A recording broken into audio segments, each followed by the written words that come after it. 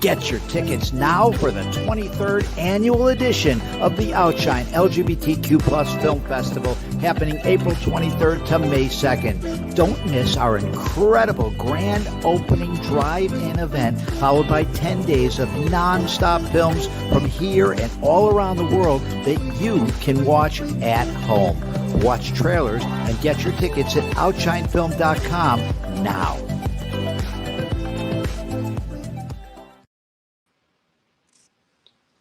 All right, welcome everyone, and welcome to the 23rd Miami edition of the OUTshine LGBTQ Plus Film Festival. We're so excited to have you here. Special shout out to our presenting sponsors, Gilead and Miami-Dade County, and of course, thank you to all of our producer circle members out there. Without your generous support and enthusiasm, we wouldn't be able to bring this film festival to you year over year.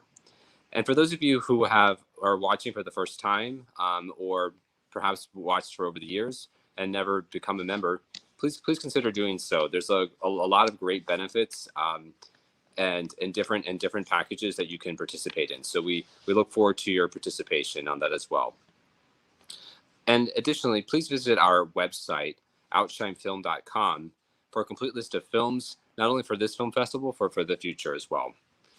And so without further ado, I would love to bring in our featured guest, co-directors and producer. First is Roz LeBlanc, as well as director of photography and co-director Tom Hurwitz. Hey, Roz. Hey, Tom. Hi. Hi. Welcome. Thank you so much for being here. Thank you. It's a pleasure. Great. So just to tell our audience, I'll tell our audience a little bit about each of you, and then we'll get into the questioning. So both with incredibly impressive backgrounds, Rosalind LeBlanc has had an extraordinary dance career, literally dancing across the world. She began her career in 1993 with Bill T. Jones and Arnie Zane Company. She's gone on to dance with Baryshnikov's White Oak Project, and has actually set Bill T. Jones and Arnie Zane Company pieces across the country. She's currently the Associate Professor and Chair of Dance at Loyola Marymount University. So welcome, Roz, and thank you for being here. Thank you. Tom Hurwitz is Director of Photography and co-director of the film, an acclaimed American documentary cinematographer and winner of multiple awards, including Emmy Awards, Sundance, just to name a couple. He has photographed films that have won 4 Academy Awards and has countless other accolades to his name. He's founded the MFA program in social documentary at the New York School of Visual Arts, and currently resides in Manhattan with his wife Margaret. Has 3 grown children and 5 grandchildren. Welcome, Tom. Thank you.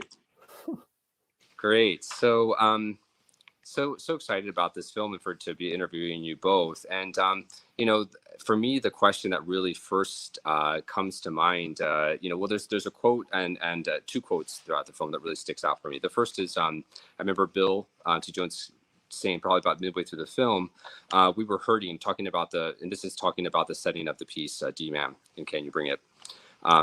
We were hurting, but our work was a way. We kept on going. It was a place to grieve. And there's also this very powerful moment near the end of the film, Roz, where you say, what is our AIDS right now? And I just would love to ask you the question. Obviously, the piece has came out of the AIDS crisis in 1989, had a huge meaning and impact of both for the company as well as the personal lives of so many people. But for you, like, what is our AIDS right now, and what were you trying to answer that question for both of you? Well, so at the time that moment was shot, which was a few years ago, that day actually was that was the Saturday before Election Day in 2016. So it was on the eve of Donald Trump being elected president. So I, of course, had a very strong sense of what our crisis was in that moment. I think the students didn't. They didn't see the impending what was they didn't have the foresight to see what we were headed toward. And so part of the desperation, I think, of that scene and where we ended up was the tension between, for myself, having a very strong sense of what our crisis was, but then also not wanting them to arrive at that on their own, and not wanting to feed that to them, but really saying, what is it? What is it? Do you have any sense of what the imperative is right now? And it was eventually they did, but in that moment, that's what that desperation was. If the film were made now, I mean, I think they wouldn't have as hard a time understanding what our crisis is. Right. Tom, your thoughts? Yeah, there was a storm brewing, but they were sheltered Southern Californians, and I don't think that was on the top of their minds. But they got there, they saw it, and so to their credit, they were able to touch what was at stake, and the major elements that were threatening our world at that point, and threatening them as individuals. I mean, Right. that's the connection that happens between the world and the maker, the dancer themselves.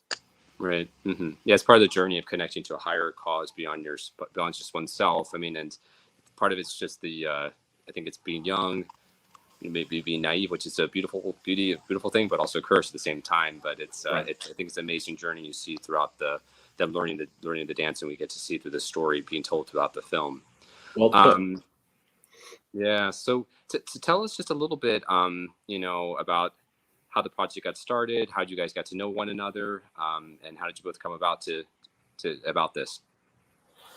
So in 1994, Bill T. Jones created an evening-length work called Still Here, and I was part of the company, part of the original cast of that work.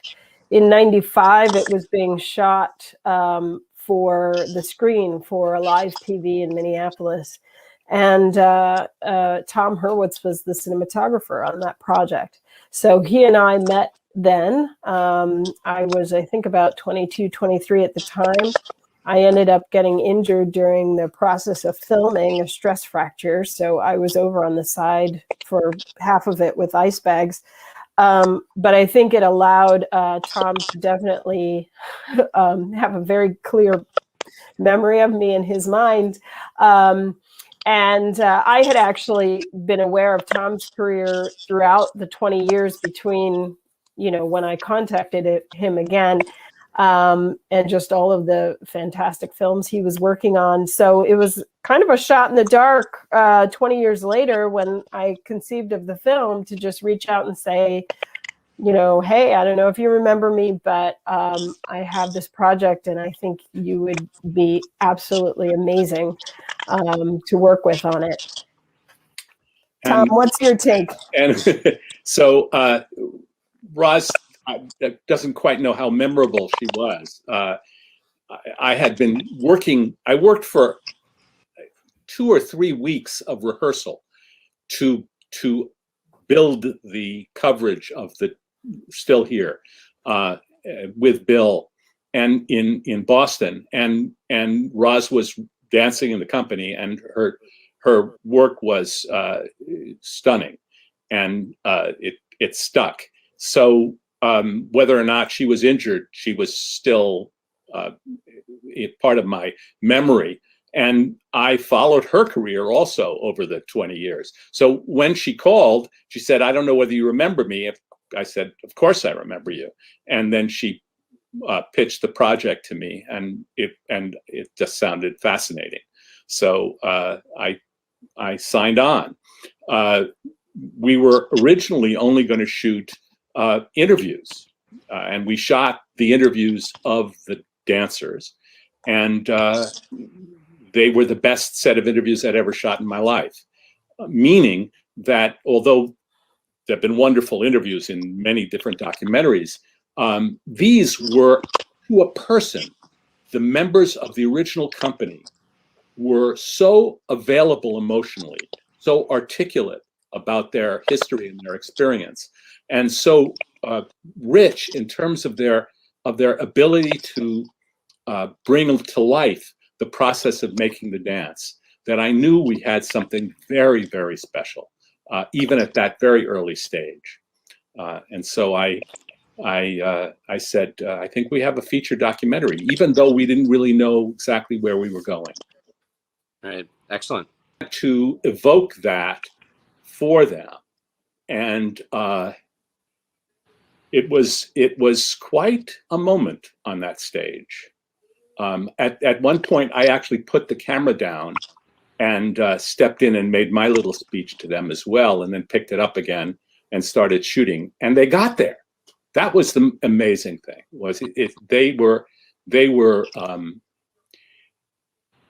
The storm was brewing inside of them too, but they didn't know it.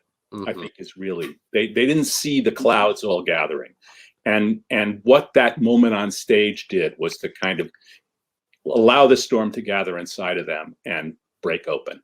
Right. And it did, and we wouldn't have really had film if it hadn't. Yeah, so it's one of those documentary moments. Yeah, no, for sure. I hope I'm not giving too much away at this point.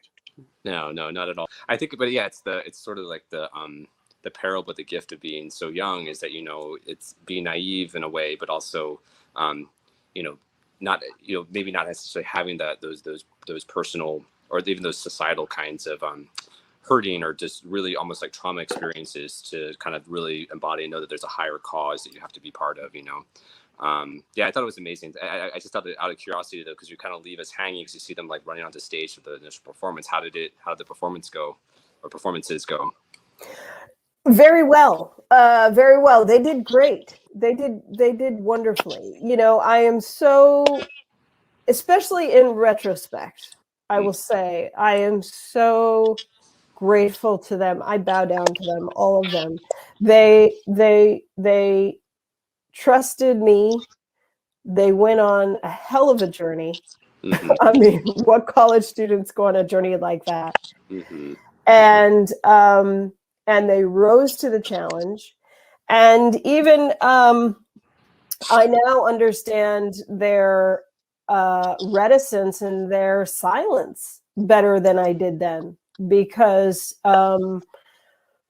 they were born in the time of mass shooting. I mean, they were, Columbine is part of their life experience. It's not an aberration, right. And also just the surveillance of constantly having cameras and phones around. So silence and reticence is a way of being, much more than has been, I think, for any other generation. Mm-hmm. Is that it's scary to show up. That's what they've been taught. You take a risk just by showing up, mm-hmm. because you don't know what's going to happen. Mm-hmm. And so to be in a process that requires so much vulnerability, so much showing up, I think their default was to just go silent and let it happen around them, but not be an active participant in it. Mm-hmm. So I understand that too, and I don't blame them, mm-hmm. for being silent so much of the time, because in the end they got it. Yeah, exactly. That's the question. Can you bring it? They did, So it's really wonderful. I love them all. Yeah, we do. They're became very dear to us, every one of them. Yeah, well, that's good. Yeah, no, yeah, that's you could definitely see they're coming together, and there's a lot of excitement as the film ends, and you see them running onto stage to take the first movement of the Mendelssohn and the D-Man. I guess maybe tell us a little bit more about for both of you. Kind of how did you meet? How did you come into this project? Well, it all starts with Roz. Mm-hmm. So she should start off, and then I'll finish maybe. Okay. Okay. So in 1995. Well, in 1994, Bill T. Jones premiered an evening-length work called Still Here. And I had just joined the company actually in 93. So I was part of the original cast of Still Here. Then in 95, Still Here was shot for the camera, a live TV in Minneapolis. We were shooting it for the camera. Tom was the cameraman, the cinematographer for Still Here. So he and I first met then. And I was probably only 22, 23 at the time. I ended up having a terrible stress fracture. I broke my leg during the filming and had to be taken out. So I was very in this amazing group of 10 fantastic, phenomenal dancers. I was the one over on the side with ice bags. 20 years later, when I had the idea, the seed of an idea to make this film, I reached out to Tom and I just said, hey, I don't know if you remember me. I was the one with the broken leg and Still Here, but I have an idea I wanted to pitch. and you know, that's the silver lining of accidents, is that he did remember me and was like, hey, let's hear it.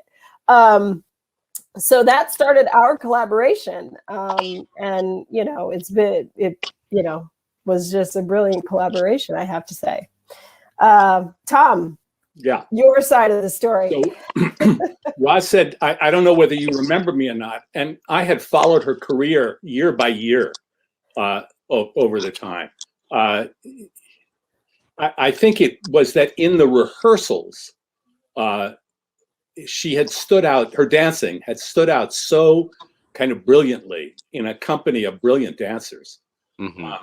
That I, even though she'd broken her leg, I knew that she was going to do stuff that was going to be special. So I said, yes, absolutely. Let's see what we can do. What Roz wanted to do was to shoot the interviews with the dancers who were part of the original company, and Bill.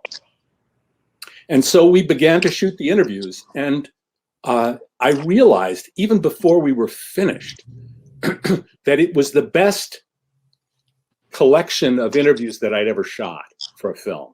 It doesn't mean that there haven't been incredible interviews for other films, but this was, each person was articulate and emotionally available and responsive to their own experience in doing the dance, and able to evoke the feelings that were around at the time. And that includes the feelings of seeing the company devastated by and the dance world devastated by the AIDS crisis, and the challenge of making this extraordinarily difficult ballet. And so once we were done with filming the interviews, Roz and I had a meeting. We just sat down and talked about things. And I said, this can be a feature documentary. This is a real story. We didn't know quite how the story was going to work out, but I knew that this was a real story that had elements to it that were extraordinarily important. You know, there's been a certain amount of film and writing about the AIDS crisis now in the years since we started it. But even now, that period is not well known enough. And what was in the jeopardy that was alive in our society, and the deafness of the government to this terrible epidemic in its midst was so clear that I just felt a film that can talk about art and creativity and the process of creating great art, and also talk about, in microcosm, an important political moment, was just something that we ought to do. And so Roz said, you know, with her typical courage, Roz, who had never done a film before, said, okay, I'll produce it. And there we go. Right. Yeah, I think it's I think it's an interesting take. I mean, of course, we're all familiar sort of with the AIDS crisis and how people kind of what happened both politically, as you described. But what's unique about this film, and I think it's in part, I guess, Bill T. Jones's telling of his perspective and the company's perspective, is just this really underlying theme of like resilience. You know, still feeling pain, but yet at the same time. This resilience that I think has also made the work just very, very sort of eternal. Like, you know, there's all these different ways. There's many things that probably have happened since over the last 30 years that it's still very, very relevant. I think today, 30 years ago, 30 years after the fact, as it was, in 80 and 89 when it first came out. Well, you said it better than we did. Yes, one of the main themes of the film is a kind of resurrection through art, a kind of way of coming back from the dead, coming back from defeat, coming back from tragedy and pain and loss, and making art in the face of that as a kind of heroic quest, journey that pulls you through and brings you alive again, finds you when you were lost, to quote to him, and that was clear. It was just clear that the power of this work, and the way it had affected the company and also the audiences. People who went to see it came away with a feeling of being inspired, of having the spirit brought into them, and it still has it. It's still, the event still is that way. Yeah, no, for sure. Yeah, I think each time I watched, I'm going to call it the original cast members, but I think it was the Heidi leap, and I call it the Arthur, like when they just run up the air. It's like it's breathtaking. It's really you just get so excited each time you see that. Yeah. So question, I guess, so maybe correct me if I'm getting the sequence wrong. And so did it start out that you were going to do the kind of like the interviews of the original cast members, or did it start out that you were talking about setting the piece? Because it's kind of like two parallel stories. So which came before which, or how did that work out? Yeah. So this is really talks about the evolution of the film, and probably speaks a lot to the evolution of doc film as a medium, and how that journey to make it. So originally, Tom's right. I wanted to make a film that looked back at the making of D-Man in the Waters, because having, as a member of Bill T. Jones's company, I knew the stories. I knew there was this great oral tradition that I kind of stepped into when I joined the company in 1993, where Bill was recalling stories. Heidi, Sean, Larry, Arthur, the former dancers who I was on stage with doing this dance, would just kind of recount these stories of making it, of Damien Aquavella and his relationship to it. And so I was just kind of absorbing all of this as a young 20-year-old. So the desire was, in a hotel room in Minneapolis in 2012, I thought, I have to figure out a way to bring these stories back to life and give them a platform, so that when I teach it to students, they have something to look back on, and they can kind of put that historical world, they can kind of feel it again. So it was really going to be the making of D-Man in the Waters. And it was also going to look at Damien Aquavella, his membership in the company, who he was, what he brought, and the fact that he is D-Man. And so, let's look at him and who he was and what he contributed and his passing and all of that stuff. I was not in the film at the time. And it was only after doing a series of kind of work in progress feedback sessions and hearing and having other producers, other directors kind of look at our raw footage and what we had, that we were hearing over and over again, okay, but what about today? You know, what about that story of teaching the dance in the studio, Roz? You know, what is that like? What's happening in that studio? What are those? Are they actually understanding the history? How does it inform? You know, that's what we're interested in. And so Tom and I really had to wrestle with that question for a long time of, do we take the film, do we take the story in this direction? And if we do, that puts me in front of the camera, and that opens up the rehearsal studio and that whole journey. It brings in terms of the aesthetic of the film, it brings in cinema verite. You know, so it was a big kind of shift. You know, there was a fork in the road. We went down this avenue. I think it was the right decision. Because it creates a generational tension, and then we understand the purpose of the dance. We understand the imperative of the dance, because it's gotta navigate that tension, and you really do need to bring it, because this piece sits in a history that is critical to understanding how to enliven it. So it was the right decision, but yes, it was an evolution to get there.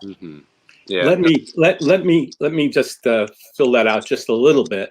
There was another element to the film, which was the dance itself, and we knew that we were going to film the present.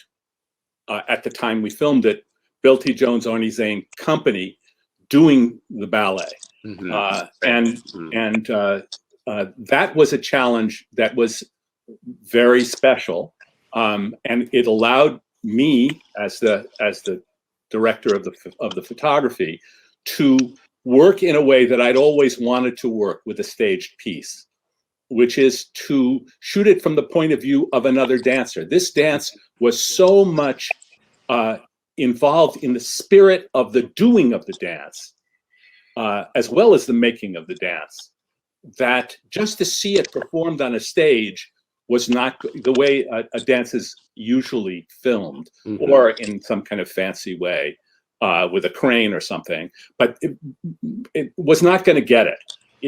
You had to feel the muscularity and the challenge of the dance itself, and also the beauty of it being inside it.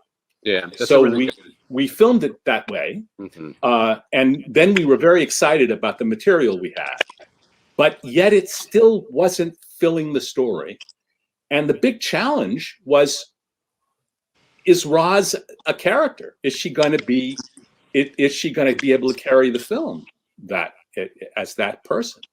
And so we set it up really as an experiment. One day shooting the beginning of the auditions, I guess it was.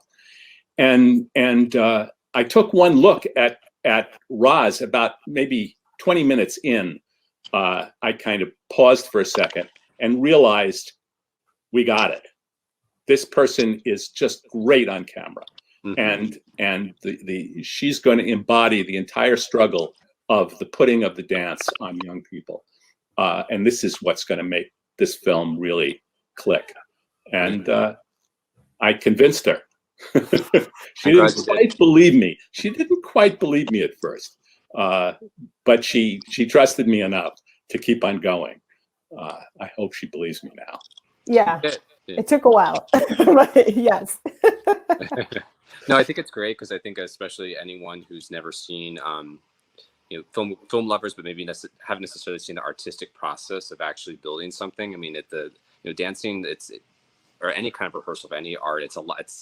The performance is just really one piece of it. You don't really get to see that's really the hours upon hours of like work that goes behind it. It's very monotonous, because you have to practice a lot. You have to do there's a lot of detail. And so I think you did a really good job of sort of showing people like that whole process and the evolution of actually rehearsing and making something from beginning where no one knows anything to like this, like, you know, cleaned up and perfect like performance. Yeah. Just a question for Roz. You know, obviously you know the history of the company. You worked with Bill T. Jones, you know, for years. But in the process of making the film, was there anything maybe new you learned about the company, or new you learned about him that just in the process of doing this project? Yeah, I think there are two things that I've learned about Bill. One is that the dance holds is a place of forgiveness. And this is me talking. This isn't him. This is something that I feel like I kind of deduced listening to him talk about the stigma of AIDS and how acquiring HIV, you know, he talks about it being a guilty disease. And then he talks about the dance, and he talks about places in the dance, particularly the end of the dance, where everyone all of the dancers are essentially together on stage for the first and only time, in terms of every single person on stage facing one another in a circle. Mm-hmm. And how that's just a pinnacle moment in the piece. And as I was hearing him talk about that and restaging the piece, I understood that to be a place of forgiveness, where Bill, I dare say, forgives himself, you know, where the guilt is really absolved, you know, and any kind of stigma is released. And that was a beautiful way to understand. It was a beautiful kind of new reading to bring to the piece. And I think that stigma is not exclusive to AIDS. I mean, that's not, you know, stigmatization can happen in so many areas of our lives, political and personal. And so just the to build into a dance, a kind of little place of forgiveness, you know, was beautiful. So that's one thing I learned. The other thing I learned is how vulnerable and trusting Bill T. Jones is. He gave us a lot of trust to make this film. He allowed himself to be very vulnerable in the process, in the interview process. And I think he himself can be understood maybe more publicly as someone who is inscrutable and protected and kind of the performer. But I think in truth, he is quite available, and he makes himself quite available, and he's very trusting as an artist and a person. And that really became more apparent to me in the process of making the film. Mm-hmm. He was trusting. I think the key to Bill's trust was Roz and his long relationship with her, and I mean, Roz danced her heart out for Bill, and with Bill and in Bill's creative work, and he remembered that. So he has carried it through the years. So I think that was one of the keys to how much Bill trusted us to make the film. I just wanted to say that Bill is a tremendously broad philosophic thinker, and very influenced by Eastern religion now. But Bill grew up in the church, deeply grew up in the church, and feelings of forgiveness and feelings of a redemption are right there on the surface with him. And the hymns are right there on the surface with him. And D-Man has that feeling. He says, who's going to bring God into the room? Who's going to bring the God into the room? And he talks about the stage is church, and so we don't go deeply in it. We don't make a homily in the film, but there is. It's inescapable that there's a spiritual element to the making and doing of this dance, and it's part of his artistic process, and that I find fascinating. Yeah, no, definitely. I did notice in the film, though, he did, you said while he did trust you quite a bit, he did still do a little bit of fine tuning in terms of like some casting decisions. What was what was that like, and what did you? Well, that was the dance. That wasn't the film. I'm sorry, not the film. Yeah, thank you for the correction. Yeah. No, I mean, in the making of in the putting of the ballet on the student company. Yeah. It's his ballet, as Roz says in the film. No, for sure. He gets to make all the changes. They made a suggestion. Bill and his husband made a suggestion to us after they saw the film in a kind of fine cut form. That was terrific. One suggestion, and he helped us tremendously. So he helped with that too. Got it. But other than that, he was like, tell the story. You tell the story you need to tell. So I'm going to show up and sit in the audience, Okay. So that was amazing. And he did well. So that day that he came, I was incredibly nervous, as I would be anytime he would come to see anything. So the nervousness was not necessarily about the fact that there were cameras in the room. It was that I'm sitting next to Bill and he's watching the work I have done so far to restage his dance. Oh dear God, it's like Dad's here, So I was incredibly nervous, and he knows what he's doing. I think actually casting is one of the places where he is most brilliant as a dance maker.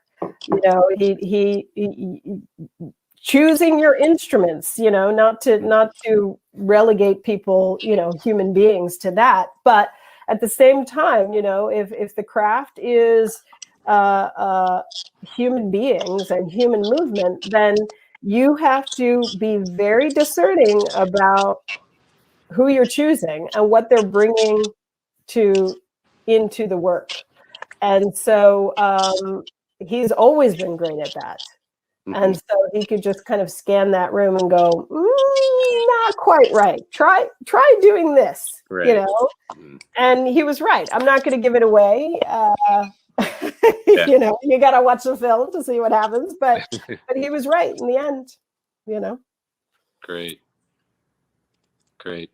I could keep going on and on, but certainly, this has been such a great interview and such a great time time with you both. But I always like to leave the last word to our special guests. So, any final takeaways, any things that someone who watches the film you would hope they would get, or any maybe hidden surprises or things that you would want for them to leave your film and this experience having.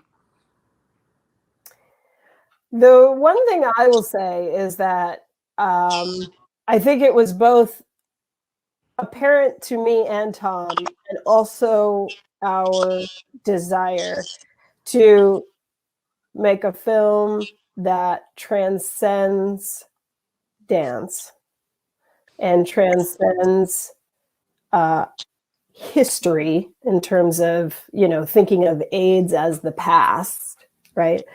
And so, the moving body is the frame through which we are really talking about resilience and the ability to go on through struggle and to survive and to come out the other side. And so that's what the film is about. It's not a dance film. It's not an AIDS film. It's not a Bill T. Jones film. It's really about what does it take to get through, to survive, and that applies and will apply to us forevermore. Yeah. Yeah. So the other side of the title, "Can You Bring It," which is we were very happy when we arrived at that title. But the other half of it is what it takes, and getting through it takes a lot of courage, and that's what the film is about. Is where you find that courage in the making and finding it in art. Wonderful. Well, couldn't ended this a better way, although I certainly would love to keep talking for hours and hours. An amazing film. So Can You Bring It? So for our audience, if you haven't seen it, please check it out. And for those, hope you enjoyed this interview. And thank you so much, Roz and Tom. It's been a really, really just a pure pleasure. Thanks so much for being with us. Thank you. Thank you.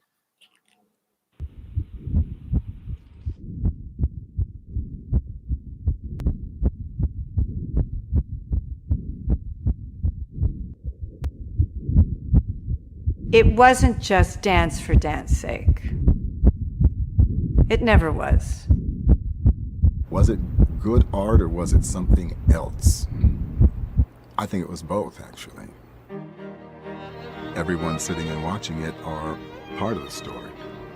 Demon in the Waters was a dance about life and resilience. Struggle. It has moments of humor. I think it's about something different for everybody who sees it and performs it. It's the triumph of just being able to say, I can, when everything is saying you can't.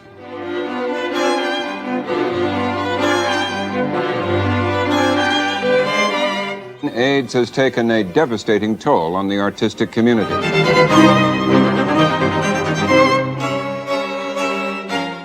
We were in the business of just keeping going.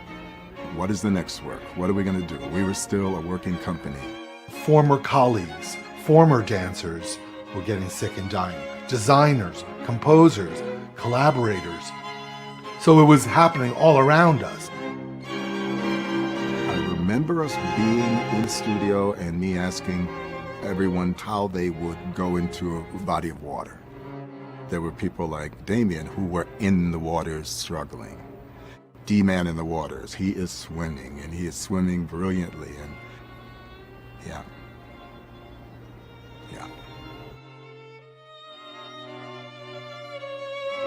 Most of us were going to go over the waterfall, but in the meantime, we were caught in the business of swimming and saving.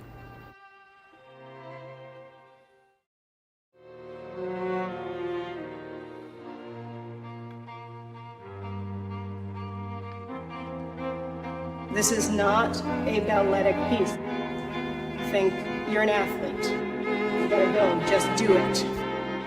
Up 2, 3, swim, swim.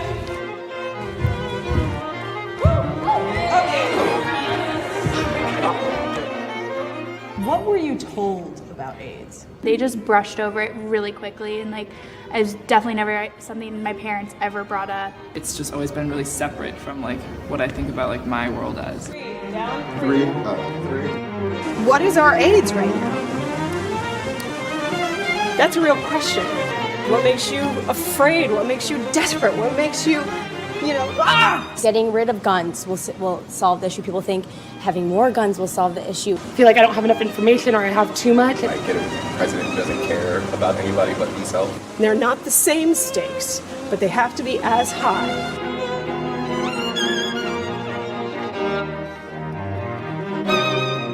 It's I give up, or I have nothing to fear.